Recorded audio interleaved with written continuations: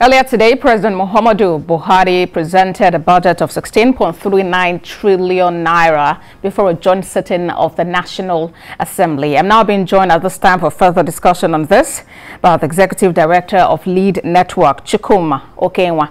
Thank you for joining us on TVC News at 7. 16.39 trillion naira has been budgeted for next year. But then, as it is, the great concern is about Nigeria's debt burden. What really are your concerns? Indeed, it's a great concern to us as a people because the situation, when you check the deficit of the budget, largely running into trillions of it, has to be funded by the debts collected. Like I looked at the budget, and like with a deficit of about 6.2 trillion, you discover that over 5 trillion we're going to be depending on borrowing again. And of course we know that economists have expressed the concern that our borrowing model is not sustainable. Looking that at the moment the revenue to the GDP stands at 8%. And even though I'm glad the president mentioned of the strategy to ensure that by 2025 we should be able to up our game from 8% to somewhere 15%. But this issue of always looking for ways to borrow more money without actually focusing on cutting down expenditures, especially as it has to do with the public officers, elected officers. We see like they live larger than life, the luggage with which they carry on with the affairs of the country.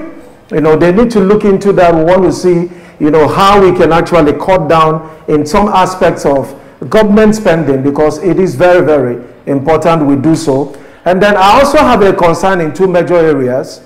COVID-19 and of course security keep gulping a whole lot of our funding, and there is no justification for that with all of the economic crisis we're having at the moment.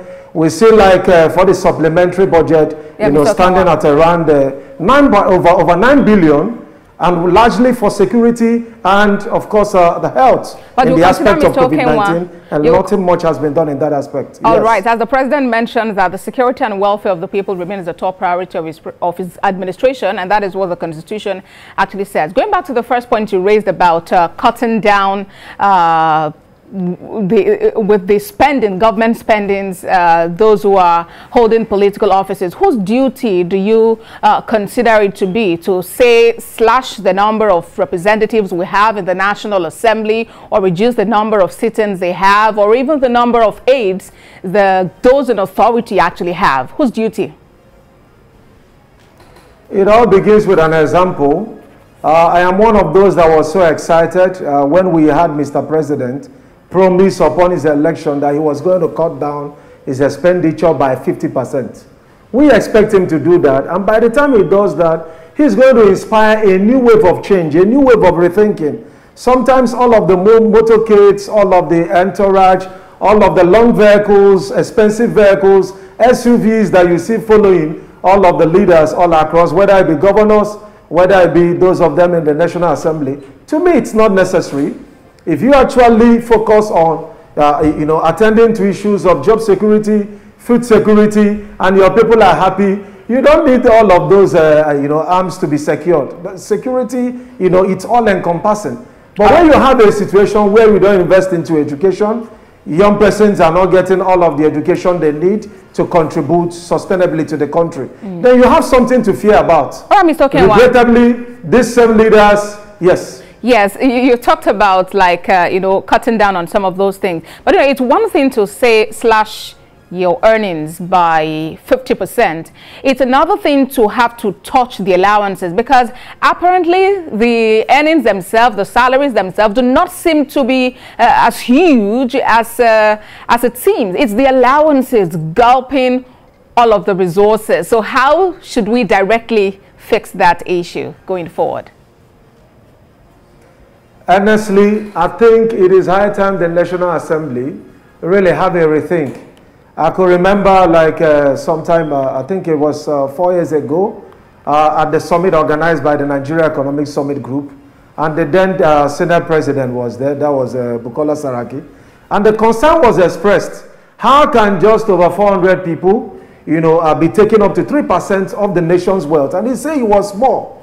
So those are allowances. And one of the ones that really make me to laugh is, how can the citizens be the one doing the suffering, and our guys at the top are the ones enjoying the hardship allowance? It ought not to be so. How would you justify that at the moment the country play host to the highest number of people living below the poverty line, yet the leaders are one of the highest paid globally? So I think there should be a review in that regard. It doesn't show representation. The legislative must realize that they are the hallmark of democracy. They are there to represent the interest of the people. They are the very foundation of democracy, and as such, should be able to do everything within their interest to show that there is the interest of the average Nigeria on that budget. It shouldn't just be a situation where you even have bloated projects, budget for projects and all the rest of it. And at the end of the day, we borrow to fund all of this, and there is no justification for that.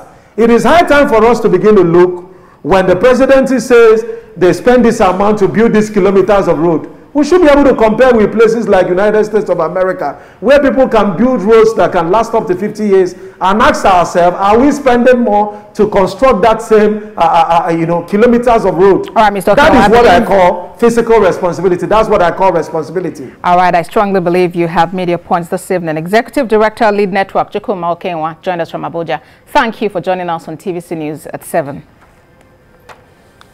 Yeah, thank you.